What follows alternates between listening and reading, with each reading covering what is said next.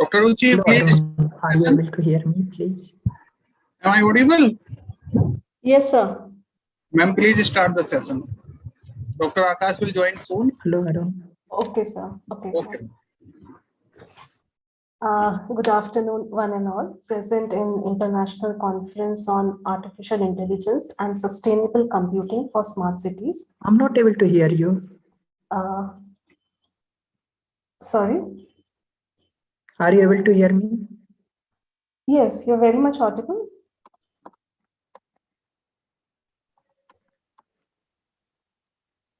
You're audible, sir.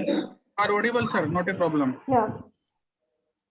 You are clearly audible, sir. Yes, sir. Yes, sir. Maybe start? Yes, ma'am. You please start. Okay, sir. So, good afternoon, everyone. In this International Conference on Artificial Intelligence and Sustainable Computing for Smart Cities, organized by Gautam Buddha University, India, along with our co-organizing universities of Nigeria, Romania, Poland, and Bulgaria. So after having the wonderful start of the conference with the inaugural session, now we are moving towards the presentation sessions. And very soon we'll start with our first presentation. And I'm Ruchi Garg, the session coordinator for this particular session. And I take this opportunity to welcome our eminent session chairs as Dr. Lalit Garg and Dr. Akash Tayal, sir. So I'm just sharing my screen for the brief intro of our eminent session chairs.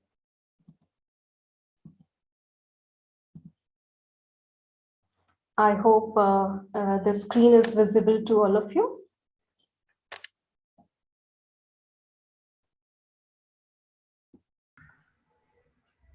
No, ma'am. No, ma'am. Your screen is not visible yet. Just a second. Hello.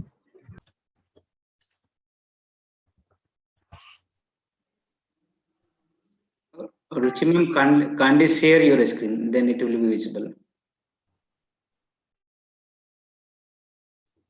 Just a second. I did.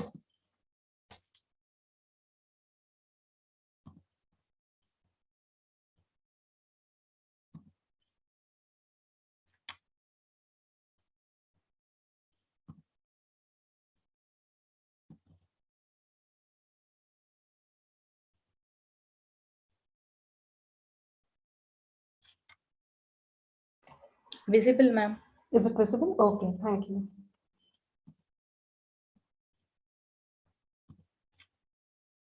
Yeah. So Dr. Lalit Garg is a senior lecturer in computer information at the University of Malta as honorary lecturer, University of Liverpool, UK.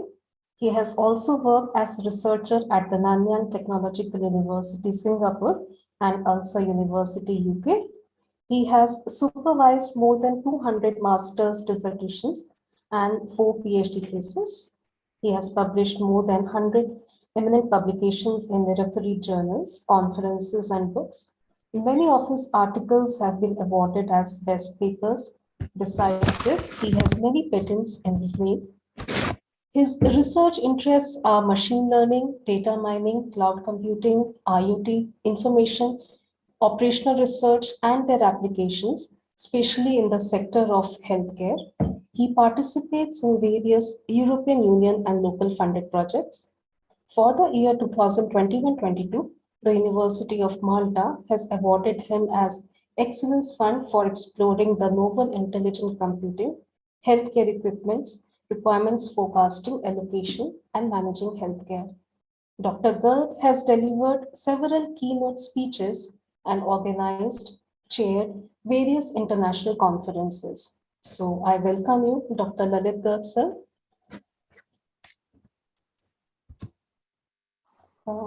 As Dr. Akash Tayal joined us, may I continue with his intro? Yes, please. Yes. Yeah. Dr. Akash Tayal is our session chair for this present session. He's an associate professor in the Department of Electronics and Communications at Indira Gandhi, Delhi University for Women in India.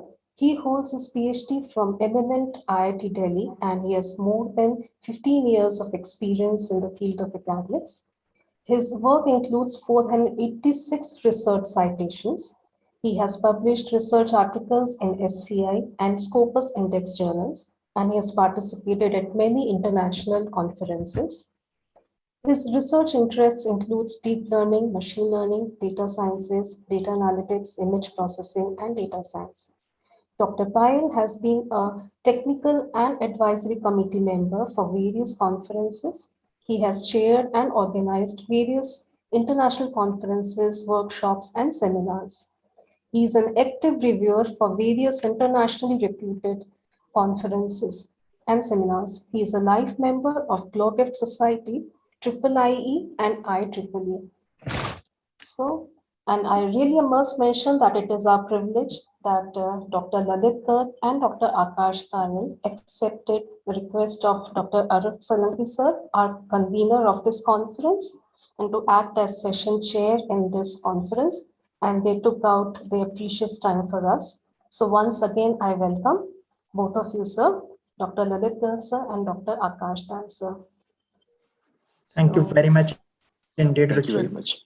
for such a nice introduction. Thank you, sir. And now, with the permission of our convener, sir, and our session chairs, we would like to start with the presentation sessions. Yes, we can start. Yeah, Please thank you, sir. go ahead, Thank you, please. sir. The time allotted for each of the presentation will be of 10 minutes. So I truly request all the presentees to kindly adhere with the time. And I'll request the authors of the first presentation, Anshu Singh and Anuj Sachan, to start with their presentations. You may now share your screens. Thank you. Thank you, ma'am. Okay. I cannot share my screen. Yeah, I have stopped my screen share. Now you will be able to close share. Thank you, ma'am.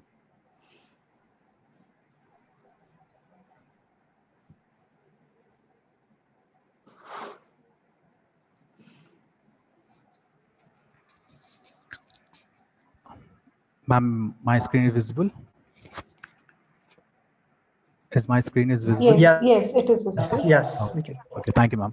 Good afternoon to everyone. I'm Anshu Singh, Assistant Professor, Faculty of Engineering and Technology, University of Lucknow. I'm here to present my paper based on student clicking stream activity based on performance of online courses. My motivation behind this is the huge increment in nowadays due to COVID. There's a huge increment in mock courses. So for that, I have created a plugin that tracks the video watching behavior of student, so that the student can also know how they are performing, or instructor can also know what changes he should make in their content, so that the quality of content would be improved. So for this, I've created a plugin, and the plugin provides me a few certain features. When student clicks the video, it basically tracks the clicking streams of students on a particular video. So for that, I've created a plugin, and my objective is basically identify how students interact with the video lectures, and how much time they spend on video lectures, number of times they are viewing the video lectures, primary features, and secondary features maybe the quiz performance, because I have created a course, online course, basically as normal computer network course, in which I provided some video lectures. Then there is an intermediate quiz based on the above mentioned video lectures. So student sees the video lectures and perform the quiz, and then I analyze what the performance it will get if the whole course will be completed. So basically that's the first goal. First goal is basically how much time the student will watch the video, how many times they are watching the videos, what the clicking streams, what the attendance would be, and what the quiz performance. Based on that, first objective. The second objective is predicting the student performance according to their feature extracted on objective 1. Dataset, I'm going to describe the dataset. I created a course on Moodle, online learning management system, with the use of plugin. I've tracked the student activity logs.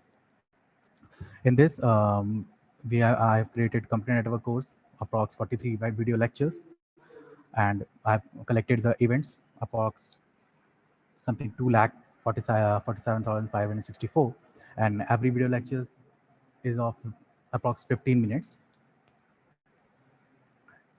From when I upload the videos based on the video tracking plugin, so it will give me 4 features, basically the playing feature, pause, buffer, and unstart.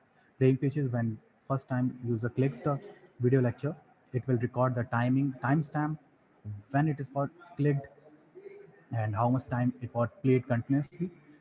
And the pause, when it student click the pause button, then what's the timing and what's the timestamp, it will be recorded. Buffering, just a starting of the web video, and started when the video is not being watched. First, I have taken into account the importance of the lectures for the instructor point of view, because it may help the instructor to um, improve their quality of content, because in some content there may be need more explanation. So for that purpose, I have first take into account the importance of the lecture, which lecture student take more interest or more watch more many times. For that, I have 3 parameters. Initial state of the video would be should be unstarted. Second parameter, student at least watch out of 15 minutes, 7 minutes it should be video has to be watched. Then I said the video has to take in account that the video has been watched by the student at the end. If the student have watched a whole 15-minute video, then there is a graph I'm showing the number of videos I have uploaded and number of count the video students have watched that video. Then I assign the weight to the each video lecture. Based on the weightage of the each video lecture, I have calculated some score calculations, that this video has been watched many times. Then what's the performance of the after it performed the quiz, what's the weightage of the video, because I have mentioned 4 videos. After that, I have set a quiz. So for that purpose, then a summarize data set, the scorecard and the quiz scores. The class distribution would be, in the class distribution, I have calculated poor students like 31%, average 31, good students are 70%, and excellent are 18% for my calculations. And there is a data visualization on univariate graph plot, and there is a multivariate graph plot data visualization. I basically use 2 models, SVM and KNN. Amongst them, KNN performs better in case when the K value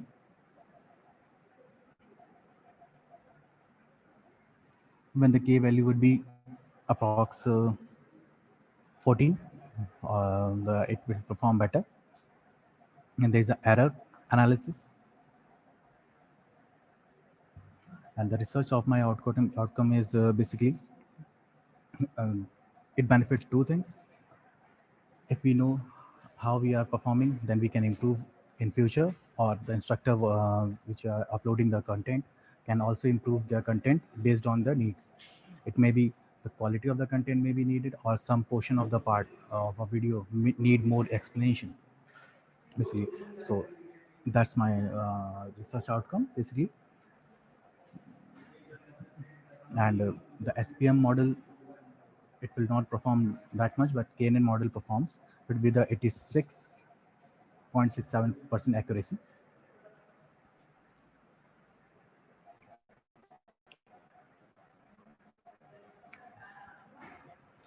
Thank you, ma'am. Thank you, Mr. Anshu Thank you. Singh. If there's any query from our session chairs or from other people present in this session, so they may ask so. Hello. Very interesting work, Ansu. I would like to know how you decided the performance of a video for labeling to apply SVM or KNN. So basically, um,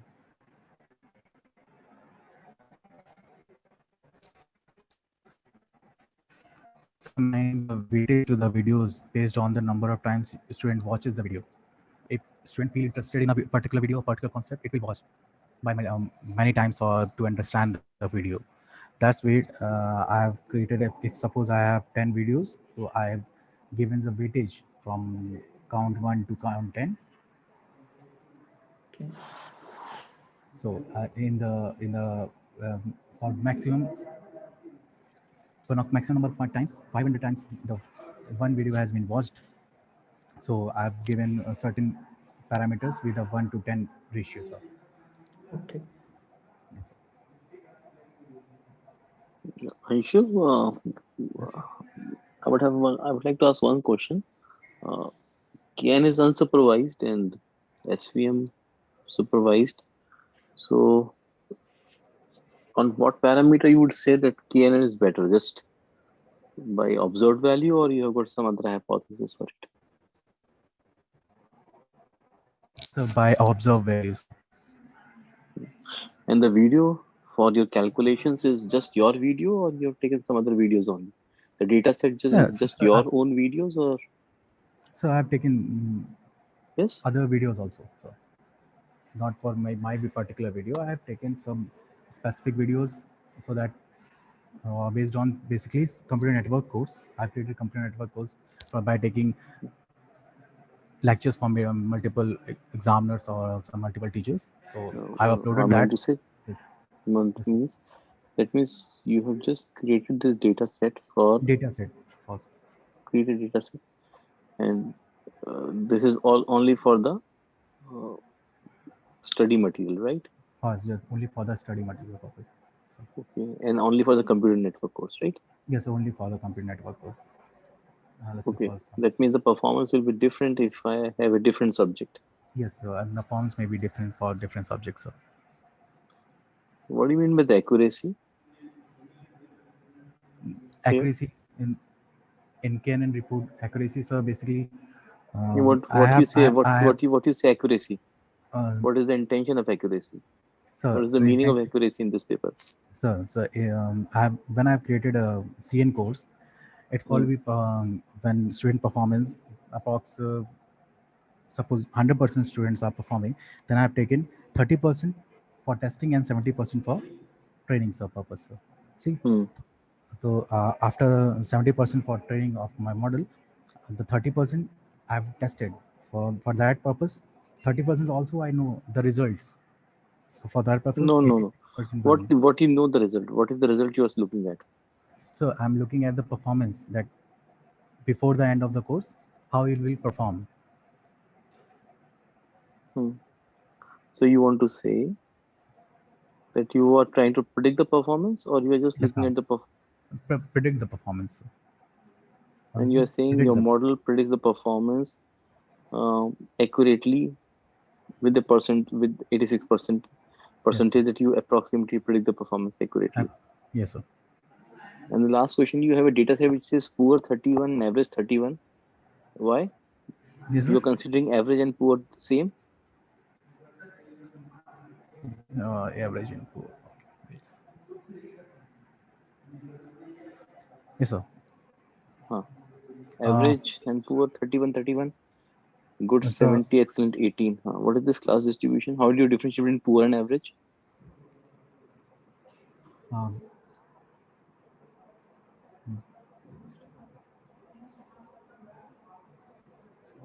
Based on the student score calculations, sir.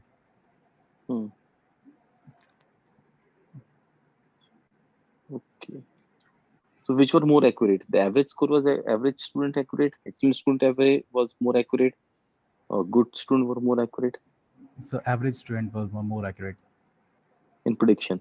Yes, prediction. Then there is a good students have What is than the poor one. okay? Thank you. Okay. Thank you. Okay. Thank you. Thank you very much. So may I now request the presentees of the second paper to start their presentation. Yes, please. Kindly adhere to the timings of 10 minutes.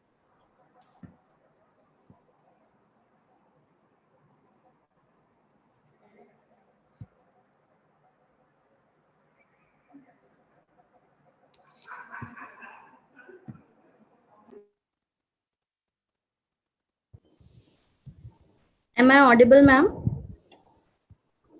Yes, you are. Okay. Good afternoon, everyone. I am Aditi Sakalli, and my research paper is on emotion recognition using portable EEG device. Paper ID is 28. We are three co-authors who have contributed for this research, Dr. Pradeep Tomar, Mr. Harshit Bhardwaj, and me. And I would like to start my presentation by giving thanks for providing me this opportunity in this conference, international conference. So these are the contents of my today's presentation. Starting with the introduction, I would like to brief on emotions, EEG signals, and EEG device. So emotions are defined as a response of stimulation lasting for seconds or minutes, and the mood is a condition of emotion lasting for hours and days, and a person is inclined to experience certain feelings during that time. So emotions are an integral part of human behavior, and broadly emotions are categorized in two classes: positive emotions, happy, joy, tenderness, amusement, etc., and the negative emotions, sad, angry, disgust, fear, etc. So positive emotions helps in improving the quality and the health of human life. At the same time, negative emotions on the other hand directly impact the health and reasoning capability of humans. So now if I talk about the EEG signals, the EEG electroencephalogram signals indicates the electrical activities of the brain, and it is a study on the oscillations of electrically driven potentials of the brain neurons as a result of ionic cutting edge floats. And the brain waves of humans consist of 5 main frequency bands: gamma, beta, alpha, theta, delta, and these all 5 bands have different functions. And for example, if our mind is active and thoughtful, then gamma waves are emitted, and they can be observed or and recorded. And if our mind is alert and working, then beta waves. Similarly, if our mind is relaxed, then alpha waves are more emitted. And if we are drowsy and in meditation state, then theta waves are more emitted. And then when we are sleepy and dreaming, then delta waves are emitted.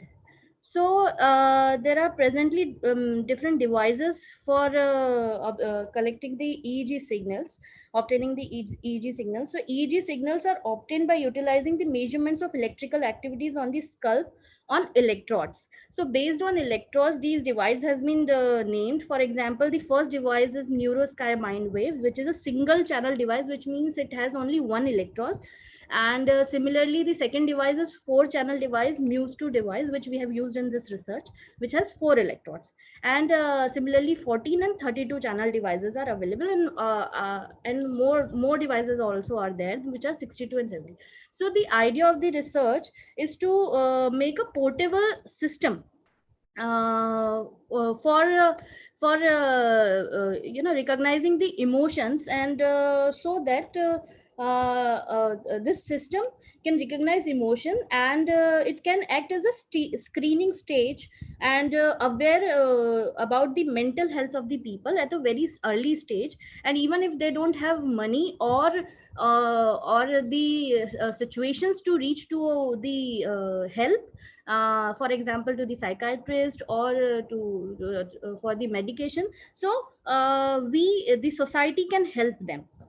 So and needed can be done.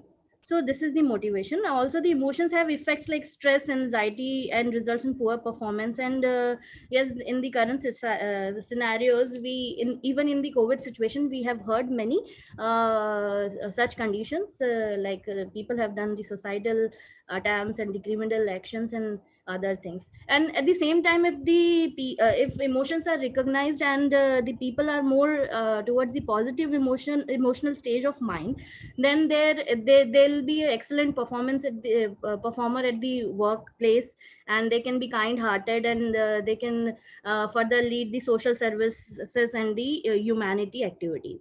So this was the research idea.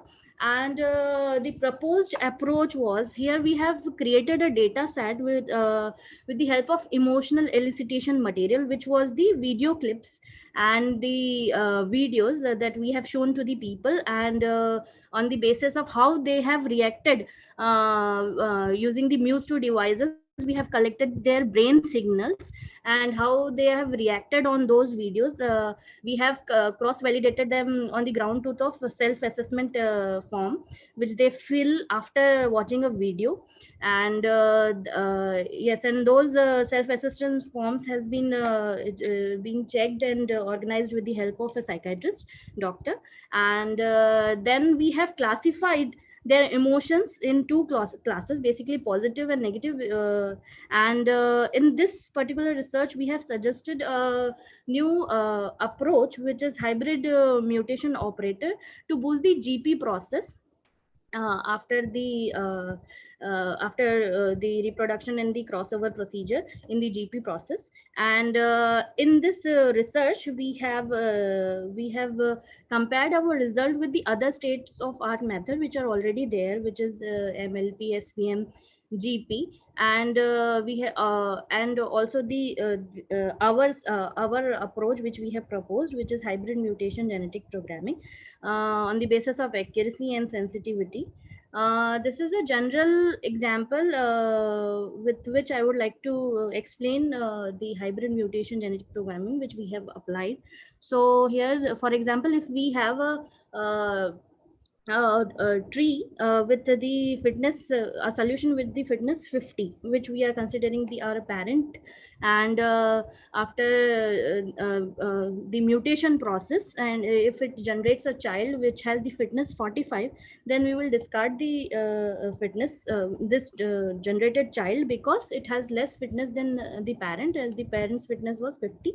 And if after repeating the process, if the generated child has the fitness which is 55, which is more than the parent's fitness, so then we will accept this. So in this classification process, we have applied on for example, mutation was applied on the 30% of data set. Then of 30% or the 60% was the hybrid mutation genetic programming which we have applied, and on the rest of the 40% the standard mutation was applied. And which means the hill climbing approach was applied. And these are the result I have shown in the table, the comparison of the accuracies on our data set. Although we have taken this from the other state of art matters, and we have applied on our data sets and compared, and these are the accuracies. So the hybrid mutation genetic programming has shown us better accuracy and sensitivity. And this is the conclusion, that we were successfully were able to apply the hybrid genetic programming for our emotion recognition task. And the experimental readings indicate that the portable brainwave emotion recognition model using hybrid mutation genetic programming was successfully classifying the two classes of emotion, which is positive and negative. And finding shows the better results than the other states of art of method which are already present. So with the help of our proposed idea, we think that we can propose a system which is a generic system for a group of society or society where people can at least be aware of their mental health at a very early stage, and instead of going to directly to the doctor, if they are not able to, they can at least be aware of their mental state. So thank you. These are the references. Thank you so much. Thank you, Aditi.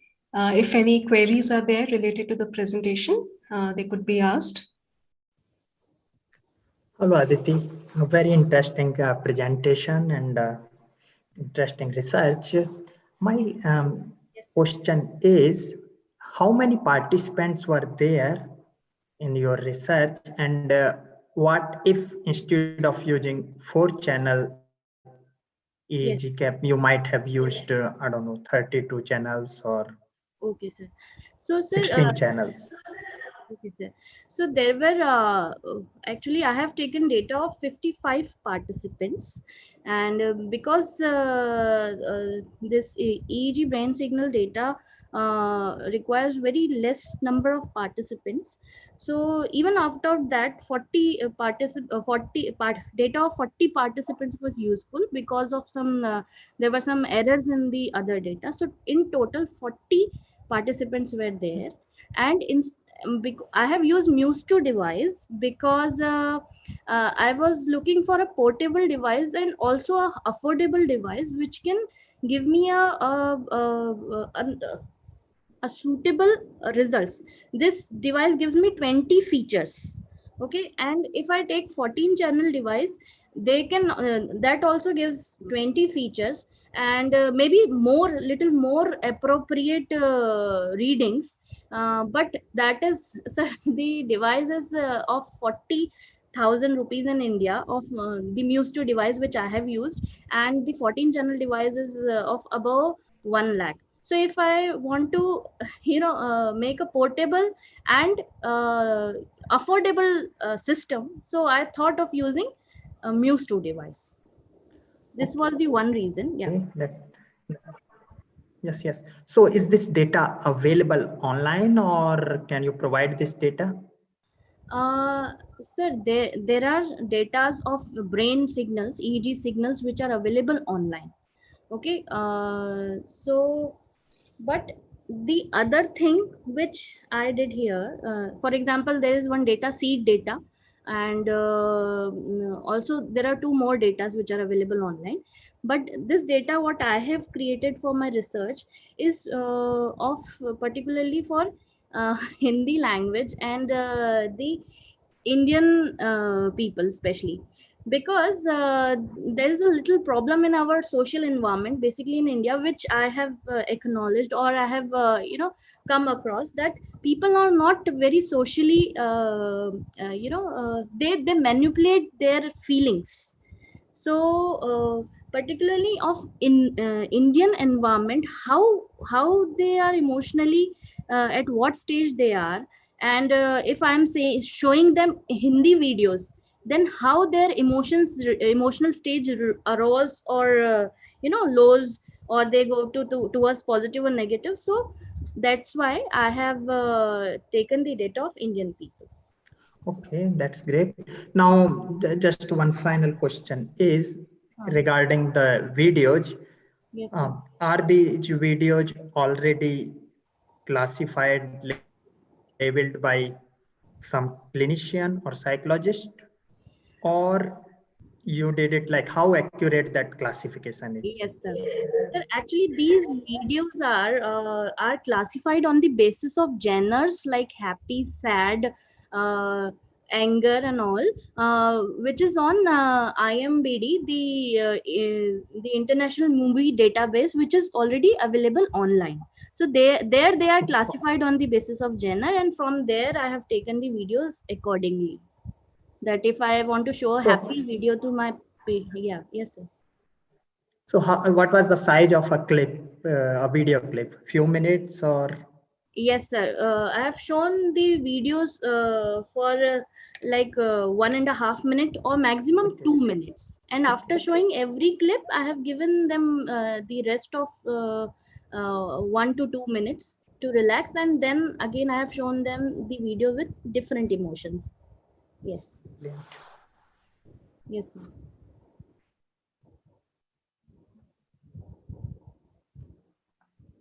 Is there any other query? Aditi, Yes, good. sir. This is nice, innovative work. Thank you, sir. Small question is, the data for the channels are pretty huge. So, what kind of method you use to pull out a particular wave, or did you use the complete wave set? Yeah, I have, sir, I collect the features, and if the Hmm. data is very used, I have No, done. no, no. Please, sorry.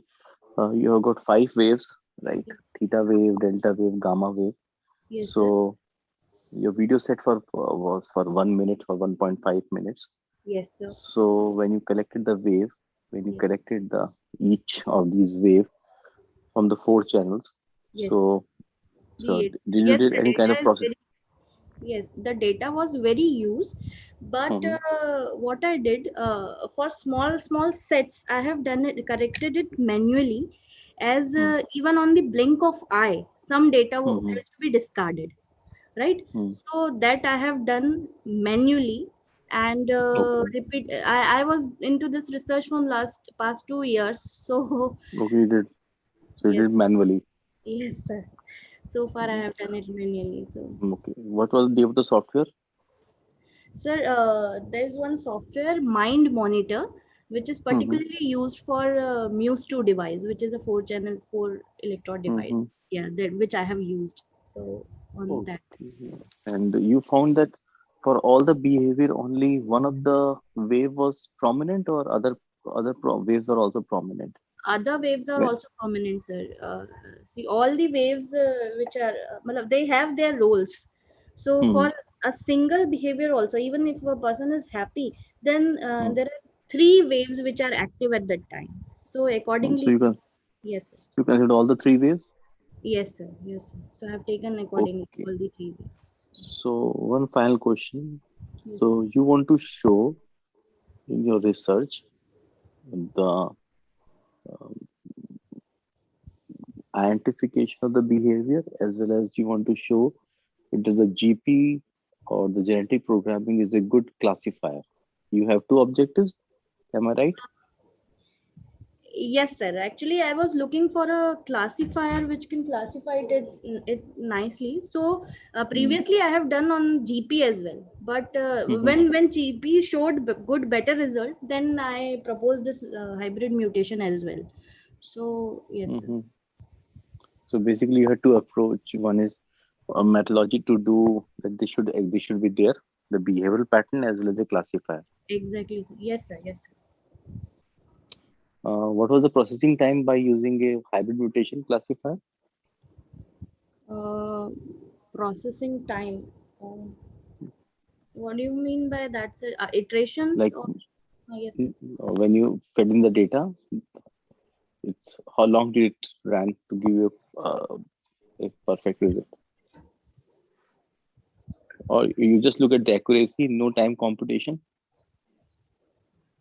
Sir, for training it was around 2 hours, and for Okay, testing it was for seconds, okay. because only And one classifier was there. So hmm, yes, so for only one classifier was there, no? Yes, yes, yes. that was the reason. This is what you were asking, na, sir? Yeah, The that is what was I looking at. Did okay. you use a GPU? Did you use a GPU? No, sir. No, sir. Not GPU. So finally, if you would have a better quantity, better amount of data, would the classifier would change or not? The Yes. results of other classifier improve or not? Uh, yes, sir. It depends on data also. If it is a huge data, then I have to look for some other classifiers. Uh, GP classifier may also evolve, and Mm-hmm. yeah, different, in future I can look for deep genetic programming or something like LSTM or something like that. Yeah, LSD. I'm into the research, sir. I'm looking for that. If Okay. I Okay. have huge data, then I Yeah, can. you have to look into, as you increase the data set, you should have other classifiers. This will not give you this. Yes. The accuracy might dip. Yes, sir. Yes, sir. Okay. My last question: which of the matlab, like which of the behavior were the best classified? Happy behavior was the Hmm. best classified, and it is, yes, it is a little easier to classify a happy behavior than sad behavior, because the waves are a little lighter when we are sad or at uh, Hmm. stress. So happy, yeah, happy behavior was the easier to classify, and I got good accuracy for that. Okay. Thank you. Thank you, Aditi. Thank you, sir. Thank you. Thank you very much. Thank you. The presentees of third paper may start their presentation now. Yes, I'm here. Let me show my screen. You may share your screen. Have you seen it? Yes, it is visible and you are audible too. Okay, good afternoon, everyone. I'm the author of Good afternoon. Feature Selection with Random Forest, Predicting Metagenome-Based Disease. This paper has been written by 4 authors, Mr. Hu, Mr. Huyen, Ms. Huyen, Mr. An, and Mr. Hai. In our paper, there are 4 milestones to be represented. First one is introduction. Second one is methodology. The third one is experiment. And the last one is conclusion. In the introduction, I want to show you what is IBD. It means inflammatory bowel disease. It is not a doomed disease, but was mentioned because of its path to develop some deadly disease. It is dangerous because once you have IBD, you have the common symptoms like malnutrition with resulting weight loss, colorectal cancer, which is called CRC, fistulas, ulcers, intestinal rupture, perforation, or bowel obstruction. Personalized medicine means is the new dose of medicine to develop the field of healthcare based on genetic and pharmacological information. And metagenomic is a tool to analyze DNA from physical environment. So how many people have died from IBD and CRC? There are 1.8 million new cases and 862,000 deaths. A number of colorectal cancer cases by 2020 is 147,950 new cases. The lifetime risk of colorectal cancer can be determined. It is 1 in 23 for men and 1 in 25 for women. It is expected to cause around 53,200 deaths by 2020. And it also is cited from the American Cancer Society website, www.cancer.org.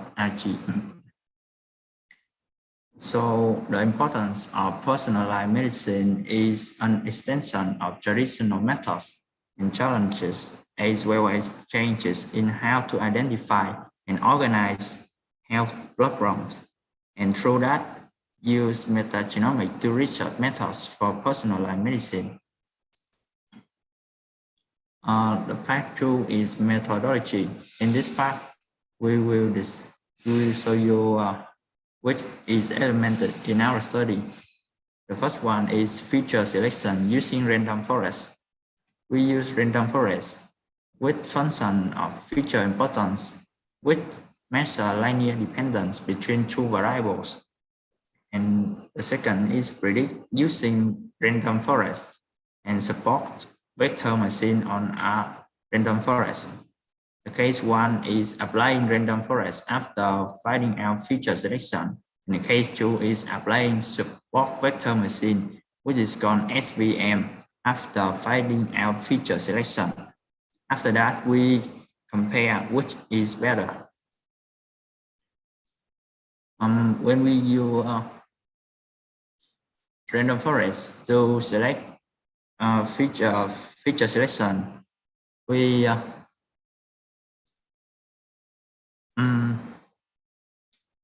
often use random forest to select feature selection in data science workflow. The reason why we use it is that the tree-based strategy used by random forest naturally, they rank by how well to improve the purity of the node. This means a decrease in impurity overall trees called Gini impurity.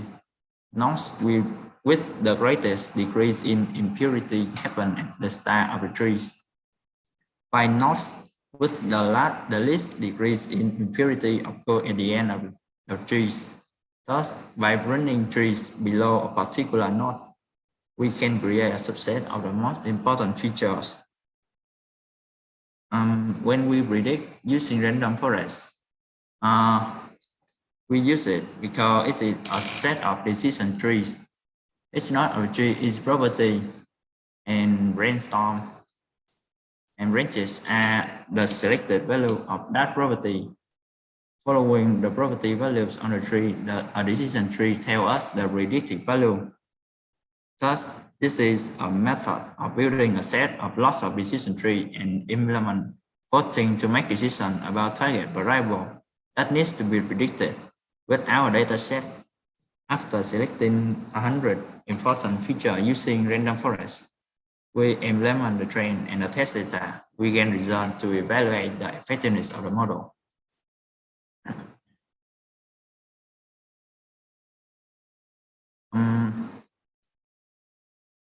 When we predict using support vector machine, it's a categorical approach. It can be used to handle many contiguous variables and classification.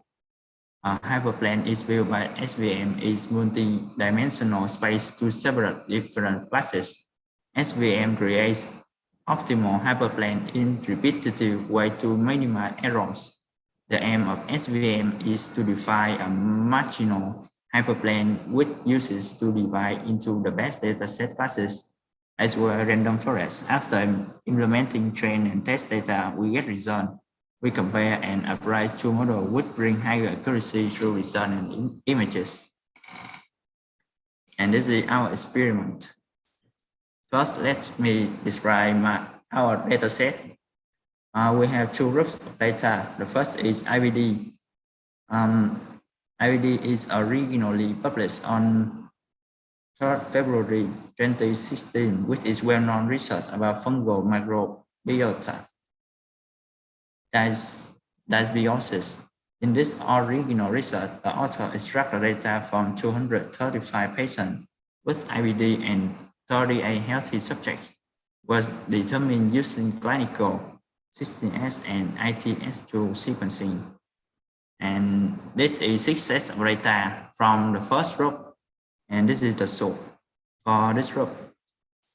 The second group is the CRC dataset, which has been used on a paper diagnosis approaches for colorectal cancer using manifold learning and deep learning. In this group, we have 4 sets of data, and this is the source for this group. And we divide our data sets into 2 groups, one group for train and another group for test. In the first group, we choose UCR for feature selection later on for the train. In the other group, 5 other sets later or on for test. In the test for evaluation, we use ACC scoring matrix.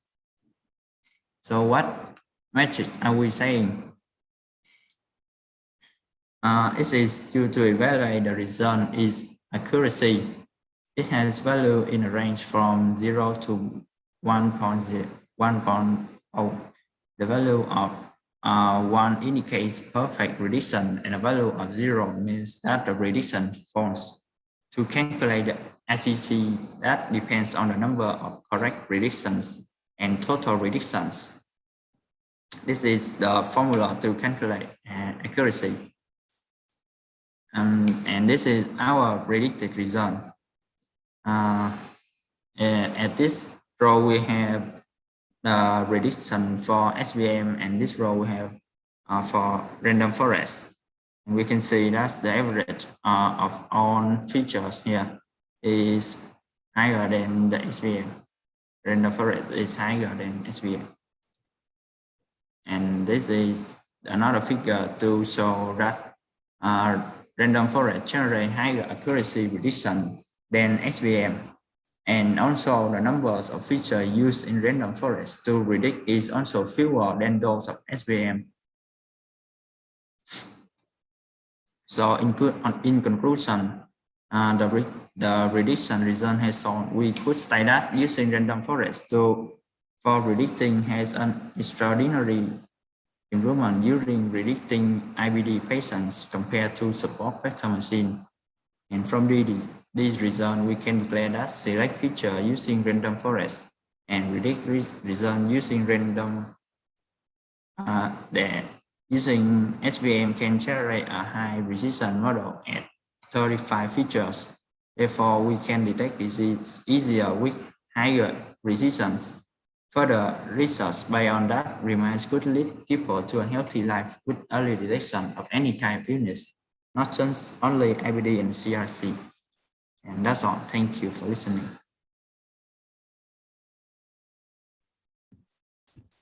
Thank you very much. If there are any queries, they can be asked. Very interesting work. May I know more about the data set? The data says, the data says we can find it on internet from here. And if we don't want to use this data set, we can go to the hospital to have the data, ask for them for the data that we need. So this data set is having higher number of patients and less number of healthy subjects. Will it make any impact on accuracy? If we have more data, we can train the model to have a higher accuracy. Okay. Is that what you mean? But if both patients and healthy subjects were equal, you might expect a better accuracy, or there is no impact on accuracy? It will have a better accuracy. No, if you have more healthy subjects. I'm sorry, I don't understand what you're saying. Okay, so you have 235 patients with IBD and 38 healthy subjects. If you have 200 patients with IBD and 200 healthy subjects, like data set is quite balanced, will it affect the accuracy of your results? I understand. When you have 200 HS, which is a healthy subject, and it will decrease with the model. The model will decrease the number of patients. Okay. Okay. Yes, that is the question I was having. Okay, thank you. What are the features you are looking at? I'm sorry, can you repeat? You are actually evaluating based on certain features, right? Yes. and you said 1 to 9 features in your slide somewhere for SVM and RF, right? Yeah, 10 features. This is just a table to show that done. Listen. This is 1, 2, 3, 4 is what is this 1, 2, 3, 4? These are number of features or what? It's the accuracy, and 10 is just shown because we can see the more precisely picture here with the figure 3 and 4. It has shown the result for 100 features. It's more accuracy than this one. I mean, what is this? What is this 1, 2, 3, 4 here?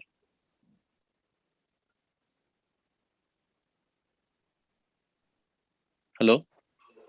I'm here. So yeah, this is SVM, this is RF, and what is you are saying features, and this 1, 2, 3, 4 up till 10. What is this 1, 2, 3, 4? And your figure you are saying how many features you're looking for prediction?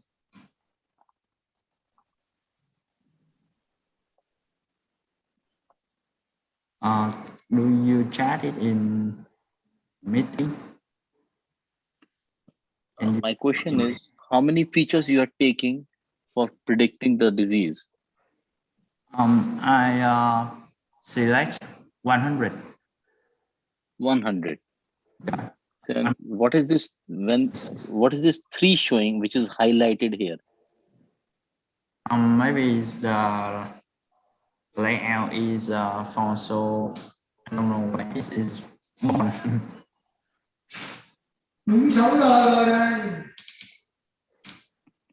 Okay, fine. Thank you. It's normal, yeah. So do you have any more questions? No, thank you. Okay, thank you. Thank you very much. Any other query? Okay, we'll proceed to the presentation number 4. Yes, ma'am. Yeah, the presentees of paper number 4 may start their presentation, please. Yes, I'm starting. Can I start the full thing, ma'am? Can I start my only PPT is available now? Ma'am, can you hear me? Yeah, you are audible and your presentation is also visible. You may start. Okay, ma'am. So hope that you people can see my screen. Good evening, all. Myself, Anita, from School of Information Technology, from Vellore Institute of Technology, VIT Vellore. And this work has been carried out by two of my students, one is Saurabh Vaid and Chavi Dikshit. They are doing their computer science engineering in our university. And our paper ID is 073. And I'm very much thankful for giving me this opportunity to present this paper in this conference. The title of our work is Implementation of Touchless Input Recognition Using Convex Hull Segmentation and Bitwise and Operation. Okay, so why we are going for this implementation of touchless input recognition? You can see that in this due course of time, we are in a very bad situation of this COVID. Due to this pandemic situation, we are feared of touching the things even when it is around us. So if that is what the situation, is there any possibility that we can access some of the functionalities of the system without touching the system? Instead of even touching a mouse, can it be done in any alternative way? So there comes a thought of why can't we do it by accessing an touchless input way of giving the input through image processing. That is actually one way that we can access our mobile phone by Google Assistants through voice. We can ask the devices to work for us. But the problem with that, due to some background noises, whatever we are trying to say to the device may not be addressed by the device properly. So we are thinking of to go for taking a help. A step has been taken out, okay, for image processing, how to work on with this, some of the other way to give the input without touching the devices. So for that, we are taking the help of the webcam. So the literature survey was carried out basically with the base paper as given by Malima, Urga, and Sitten, a fast algorithm for vision-based hand gesture recognition for robot control. Actually, it was given in 2006 in the 14th signal processing and communication application. So they have used OpenCV to read the input through webcam in a frame by frames. So first, they have reserved this background consolidation for 30 frames, okay? And having that as the base, we have created our area of interest, that is region of interest, into two parts. One is the leftmost part has main menu where you can use our fingertip as a cursor. So we are not going to touch any of our devices. We are going to have our fingertip as a cursor. And the second part is going to be the region of interest to work for operation. So I'm just showing you here a screenshot about how the things look like. You can see here that I have various, only few functionalities are added here as a first step. So I can control the volume, I can control the brightness of the screen, I can control my mouse, I can take a screenshot. If I have any one or two files to be opened up, that can be done by using this custom files. So the proposed methodology is to base with the image of hand recognition. We are trying to adjust the volume, adjust the brightness, and we are trying to adjust the mouse cursor. Screenshot can be taken and custom files can be taken. So here, these are the 5 functionalities we have tried in this particular paper, and we have used our index finger for selection and cursor movement. And you can see that whenever I am trying to discuss about this proposed methodology, we are coordinating our index finger to be a cursor. And what about the extreme points? Whenever I'm using my fingers, I can use my index finger or any other finger. But whenever when I open up my fingers, whatever the highest point I have, right, the extreme point I have, that will be encountered as the highest point of recognition of my area of interest out of this volume control, brightness, etc. So these extreme points are predefined in a radius determined by a trial and error method, and it is used for further processing. So here we are using bitwise and operator for calculating the number of intersections of hand and circle and with the number of fingers. Okay, so you can see here, I can identify the radius of my circle.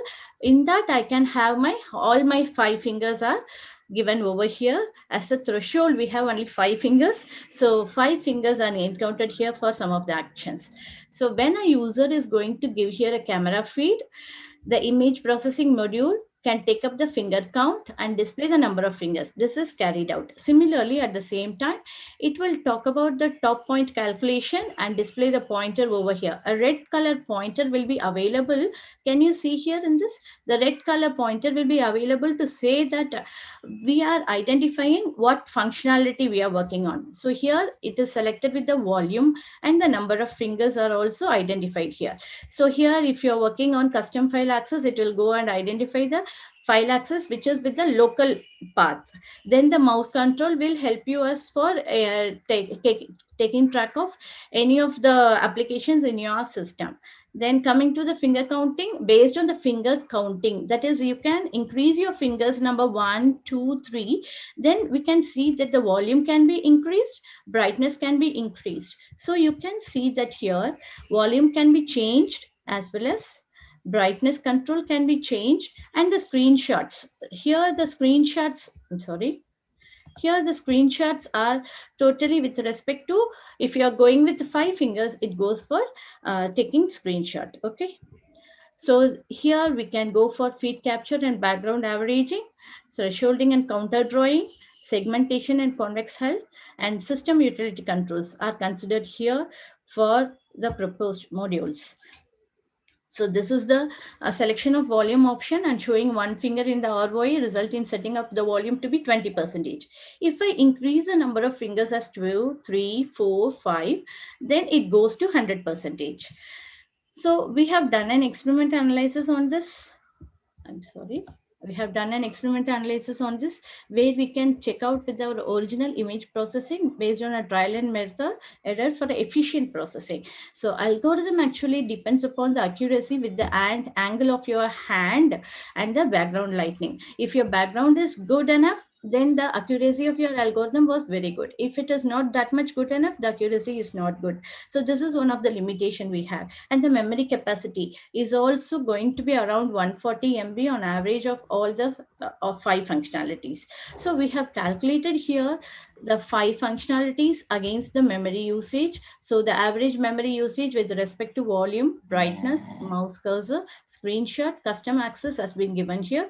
And how much is the number of frames? Can you see here the number of frames taken into control along with it? The memory in the form of GB has been calculated here over only 10 seconds. So how much is the memory usage for this program? So we have found that we can access some of the functionalities of our devices without touching it. But we have our own limitation that the background should be very good enough. You should have it as a white background. And next thing is the number of fingers. We have only 5 fingers. So out of this 5 fingers, we increase the brightness and the volume by 20%. And also we are thinking of to work with any cross platform architecture, so that to improve that how much it is going to be adapted in our daily life. And I would like to share my screen. Is that possible, ma'am? The time is already done, but if it is something really important and you would like to show. I wanted just to have only few seconds. Yeah, please carry on. Yes, I want to share my screen where I have my programming to be done. What can I do for that, ma'am? Ma'am, can you help me on that? Ma'am, is my screen available? Your PPT is visible as of now. But I want to share my screen, ma'am. How do I do that? Okay, let me stop share here and I will share my output. Kindly bear with me. Yeah. I hope that you can see my preview, right? Not as of now. 1 second. Yes, ma'am, I'm sharing. Is my preview available, please? Yes. Yes. Yes. Thank you very much for accepting that. So this is the volume control. So you can see that this is what I'm trying to help you out. So when I'm giving my hand as 1, you can see that the volume is going to be slightly increased. 5, 4, 1, 2, 3. Now I'm going for the second one as the brightness. You can see that the dullness of my monitor, when I'm increasing my hand, can you see it's slightly increasing when I increase my number of fingers? Yeah. Thank you very much for accepting that. And now coming to the cursor, mouse cursor, you can see that it takes slightly some time. And can you see that a mouse is moving on my notepad? Yeah. Thank you very much. And coming to the screenshot, I just press here. Yes, it's now seen. Thank you very much. And the 5th one is the custom files. I have actually given my logo, VIT logo. Our university logo is seen on the screen. Okay, fine. So with this, thank you very much. This is what I wanted to share with you people. Thanks for considering my request. We would have missed it otherwise. Is it like, have I made anything wrong? No, very interesting indeed. Oh, thank you very much. That's what I requested you for 1 minute. And these are the references we have done in our paper, and some more are also there. Thank you very much for your helping me to give some more time on this. Thank you very much. This is my conclusion of my presentation, and I'm now ready for the questions. um, it's a nice work, Dr. Anita. This is something unique. Thank I'm you, looking sir. for what is about the noise removal, because the thing is the Yes, sir, noise would be that is a problem. Yes, we have this background issue is there. Still, it is yes. in the experimental stage. That's Hmm. why I told you we have many limitations, like the background Hmm. should be white background. Even if I have one or two objects in the background, it will be disturbed. One thing. Second thing is the number of fingers. We are working on it so that how it can be improved instead of the number of fingers. Anything else, like even hand signal recognition is also possible, right? We are trying on that. At present, we have started only with these simple functionalities, but a lot more have to be done. Because I would like to. This is a good feature, but Yes, some of these features are available in the upcoming phones. yes, yes, sir. Yes, sir. Like iPhone is there, in cars are there. So instead of volume control 1, 2, 3, 4, 5, you can use. My suggestion is make one of the finger to rotate. Okay, sir. This will be like increasing the volume control. Okay, sir. We will try in the clockwise direction. In the Sure, clockwise we will direction, try. and anti-clockwise direction, it can. You can. This will give you more usability for your hand. You're Sure. using your hand. Hmm. The main thing will be the contour algorithm is the extreme point convex hull you are used for. If it goes out of the contour, then nothing comes into picture, right? Yeah, nothing comes into picture. In the inside this area of interest, that is region of interest, we have to do all these things. Practically, it is under experimentation. Yes, this is a nice work, but yeah. Thank you very much, sir. Thank you. We will try to improve a lot. Thanks for your suggestion. Yes, it is very interesting. Thank you, sir. Okay, did you try other algorithms or just convex hull? No, sir. We started. Actually, we have limited period of working on this project. So my students have worked on this with the convex hull segmentation works better because we wanted to have this AND operator, right? Where two more objects overlapping should be avoided. So we have taken this convex hull segmentation. Okay. With Great. bitwise AND operation. Okay. One more question, small one. Yes, sir.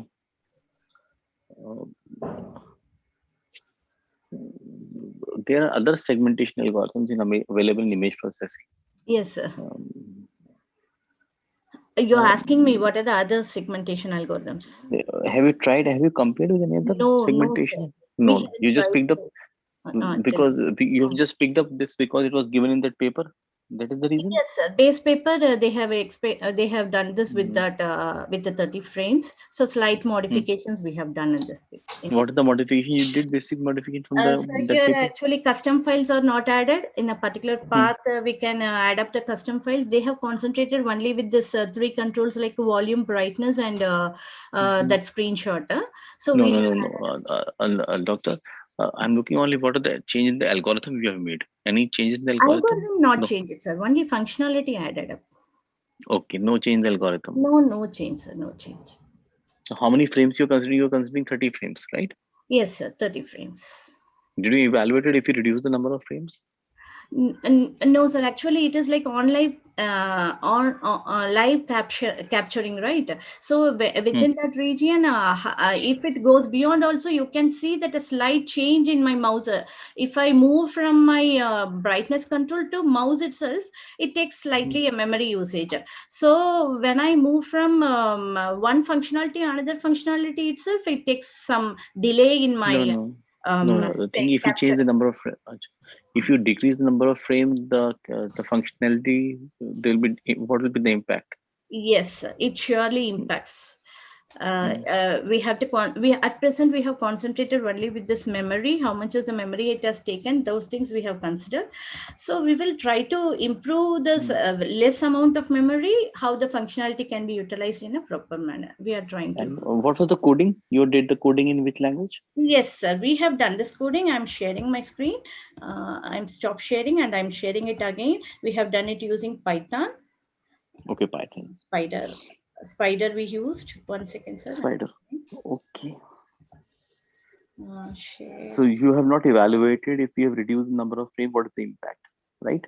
Not evaluated that thing. Not right? evaluated, sir. I don't know where should I share my screen for. Yes, so it's fine. It's basically I'm looking. Spider we Did have you? used, Python Anaconda No, spider we have no, used. no. I'm looking. Only thing is that if you reduce the number of frames, what is the impact on your functionality, which is important. That's what, sir. We are not restricting with the number of frames. On live the go, how much number of videos it is capturing, it is trying to accommodate it. Okay. Not restricted with the number of frames. That's one of the improvement we have done. Okay. Thank you very much. That's it. Thank you. Thank you very much. Thanks for your input. Thank you. Thank you very much. I'm stopped. Maybe start with the presentation number 5, the last presentation of today's session. Okay. The presenters are ready. Yeah. Hello. Good evening. I'm audible. Yes, you're audible and your screen is also visible. Okay, thank you so much. I am Manoj and my presentation topic today is efficiency evaluation of handover management techniques in LT heterogeneous networks. Handover has been considered one of the key procedures to ensure that users are moving through the network, but it should stay connected and provide quality of service. User satisfaction is the key indicator of success. Presently, in the case of mobile networks, handover optimization has been performed manually, but the issue is that the time approach consumes a lot of time. It might not be performed as often as required. The solution to such a problem is self-optimizing mechanism that would tune parameters during handover margin process. The focus of such a mechanism is to boost overall network performance along with improvement in quality of services. The major focus of such a proposal is to minimize the count of handover that has been initiated but not executed for completion. This is also known as handover failure. Handover has been explained by various species flow of events. In our approach, PSO has been used to optimize of handover margin, and its performance has been compared to traditional handover margin mechanism that could be fuzzy based A3 based A2 A4 RSRQ handover algorithms. The mechanism major challenge is to detect optimization triggering point considering different influencing factors such as traffic load and user speed. In literature review, in this section, authors have reviewed various existing techniques related to the LT handover systems and provide various approaches related to them. In the first, Thomas Anson's introduce optimization of handover margin in LT to implement self-optimizing network using handover failure ratio CDR, ping pong handover ratio, and after applying these, achieve the results are showing that optimization mechanism has been increased the performance of system significantly.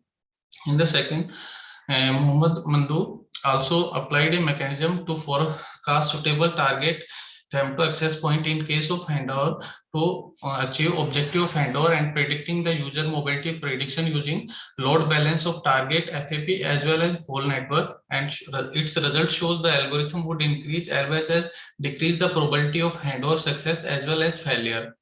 Into the R. Ahmed also applying a decision making algorithm during handover in LT, and its result also efficient decision making for handover.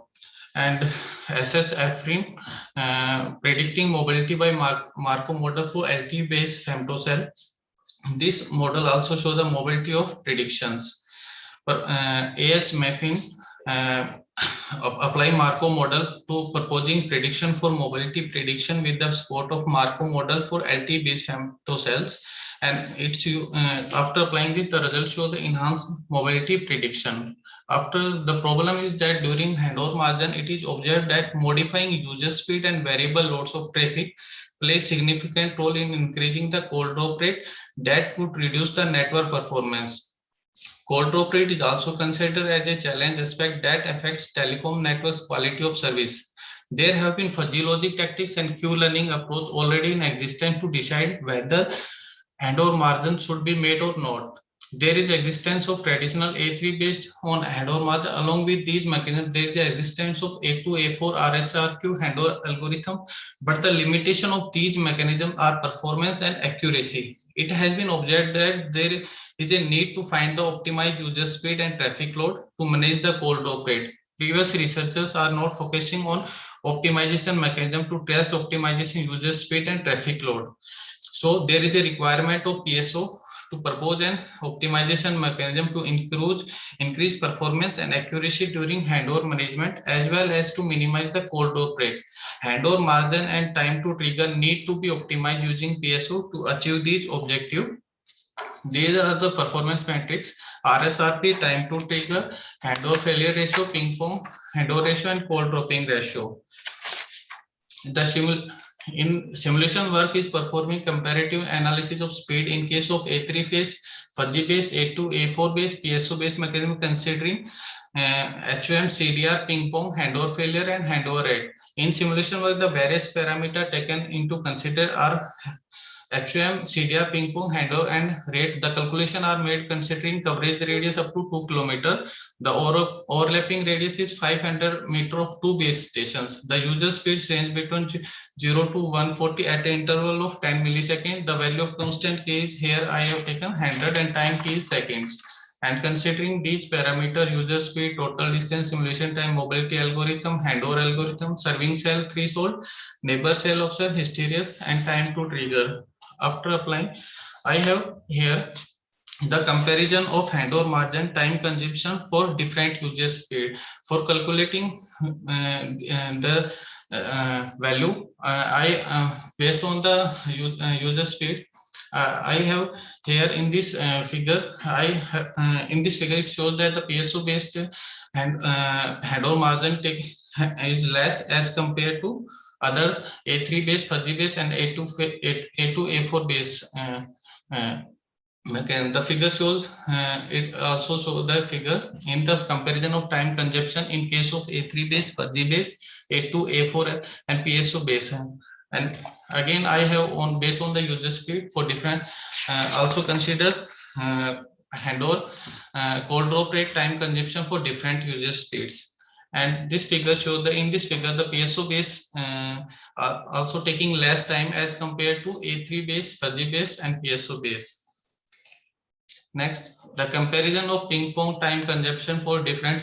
After evaluating the PSO base, I have on the base of the user space evaluate the PSO base and also compare it to PSO base with the A3 base, fuzzy based, and A2, A4 RSQ. In this figure, it also showing that the time consumption in case of A3 base, PSO, A2, A4 RSQ, and PSO base has been made for ping pong.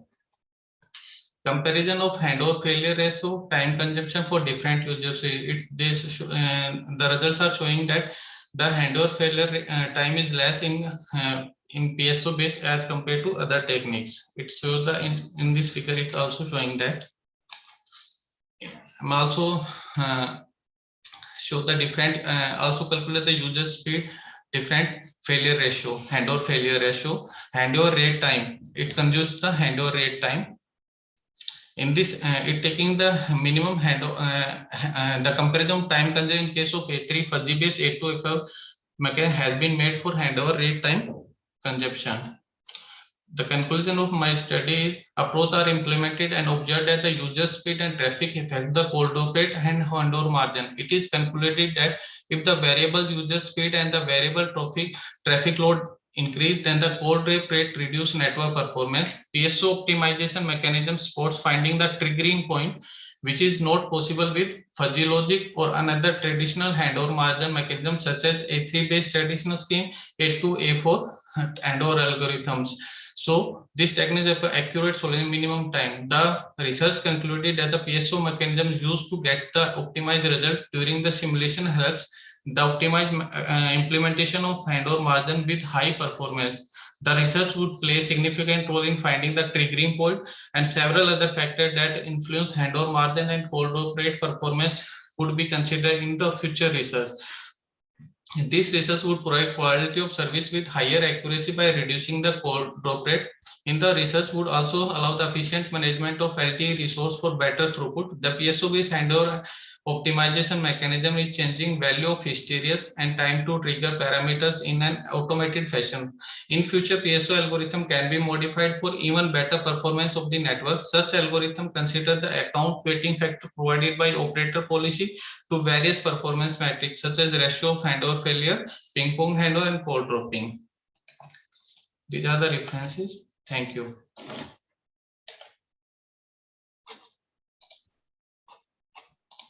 Thank you very much. If there are any queries, they could be put up. Yes, I would like to know how you carried out the simulation. Simulation process has been done using MATLAB, sir. I have taken the LT scenario and applying the different parameter of finding CDR, handover failure rate, and handover ping pong. First making a scenario of a network, then after considering these parameters, and this performance have been done in the MATLAB. Okay, so you are confident that the simulation was accurate? Yes, sir. Okay. Thank you. Do we have any other question? Yeah, hello. Yes, sir. PSO,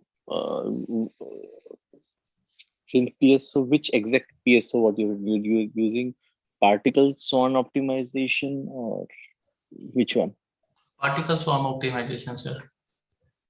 Okay, so it is a global optimizer or a Yes, sir. local optimizer? Sir, considering the both local and global, P-best and G-best. Okay. You found that using PSO the results are better. You want to claim that? As compared traditional A to Okay. A4 and fuzzy base. Okay. So what was your parameter for comparison? For user speed. Sorry. User speed. Considering only one in this paper, I am considering only user speed, and another paper I am also applying PSO with MBO hybrid approach, and also considering traffic load also. Okay. Cell. Any reason that you have picked the PSO?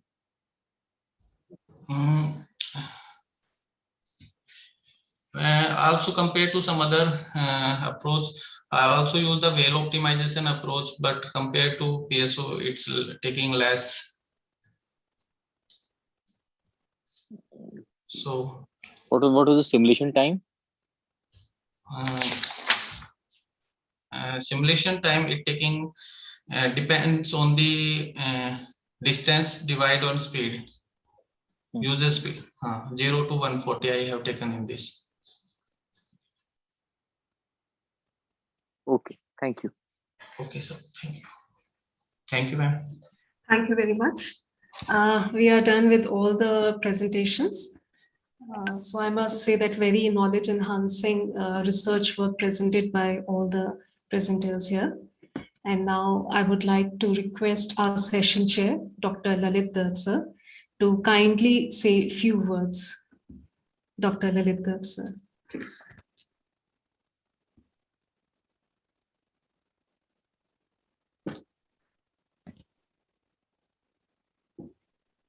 Dr. Garg? Yeah. Yes. So it is pleasure to have you all here, and I really enjoyed all 5 presentations.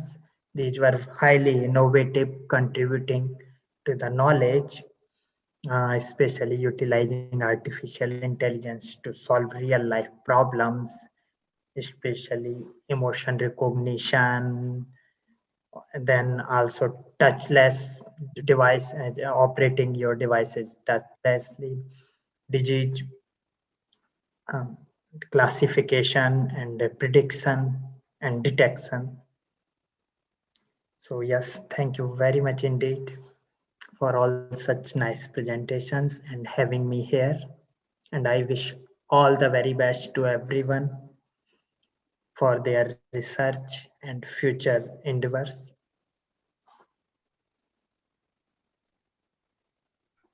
Yeah, Thank you very much, sir.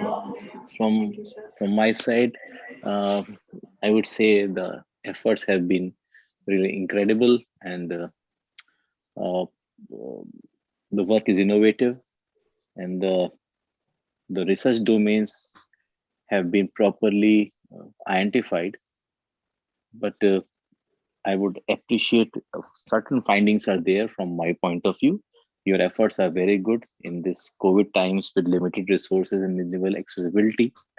Uh, uh, People have, all the students, I should say, or all the presenters, uh, they should put certain effort in their soft skills. The slides I found to be very cumbersome. You have to just mention points, the relevant essential points, so that the concentration remains toward the slides. And one should try to share the intricate necessary details like the pseudocode, the critical points you should highlight, like what are the parameters, the features should be nomenclated properly in a single slide with a figure, so that the persons who are not from that field can be connected and can find the relevance. So, and finally, uh, the data set used should always be elaborated. So if you're using 12 slides, so kindly categorize your presentation into these slides, like first is introduction, abstract, brief literature review, methodology, some pseudocode, some description of data set, some output, and finally some kind of a discussion. So if your data set is missing, so we cannot connect that what you're talking about. So we have to ask you questions. So if your pseudocode is there, it is for easy to us to see that this is a simulation going on, and these are the parameters he has worked on. So the questions can be more towards your presentation rather than digging out what you have done. So try to work over your soft skill. This will enhance. This will uh, enhance your presentation and give your work credibility. And finally, try to do more evaluations. That's why there are four W's and one H. Whenever you're making a presentation or research, try to answer these questions. This will help you in long run also. And that's it. And I would say the work is worthwhile, and please carry on good research. And thank you for calling me. It's an honor. Thank you. Thank you very much, sir, for such nice pointers. Thank you. Now I request Dr. Anita Singh from Gautam Buddha University to kindly present the vote of thanks.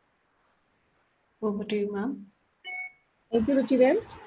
So on behalf of organizing team, it is my privilege to propose a vote of thanks on this conference. I first and foremost, I like to thank giving glory to the Almighty for the God for making today's conference a resounding success. I'll start the thanks with the small quotes. The greatest gift is to give people your enlightenment and to share it. And today, most of our speakers had shared their valuable papers, their latest research work on the artificial intelligence and machine learning topics. So I also thank my special guest or the session chair, Dr. Lalit Garg, that is University of Malta, Dr. Akesh Dayal sir from IGDTUW, New Delhi. Thank you, sir. Thank you for your valuable contribution and for your valuable time to grace this conference. I thank all the speakers. I thank head of the department. I thank the convener of the conference who organized such a great international online conference to give us great platform so that we can have interaction with us, with all of us. Thank you so much. Once again, I thank all the attendees, all the presenters, and the session chairs. Thank you. Thank you very much, ma'am. Now, with the permission of Dr. Arun Solanki, sir, the convener of the conference, may we announce that we successfully concluded this first session. Thank you, Ruchi ma'am, for this successful session which you have done. Thank you, Lalit sir, and thank you, Akash sir, too. Thank you all participants who come from across the world. Thank you so much. Tomorrow Thank we you, will Ranjit. meet again at 10:30 for the day 2 sessions. Thank you so much. Thank you, Dr. Arun, for inviting. It was a nice effort. Thank you, sir. Akash sir. Thank you. Thank you. Thank you. I am ending the meeting. Thank you, Lalit sir. Thank you. It was my pleasure being here. Thank you. Bye-bye.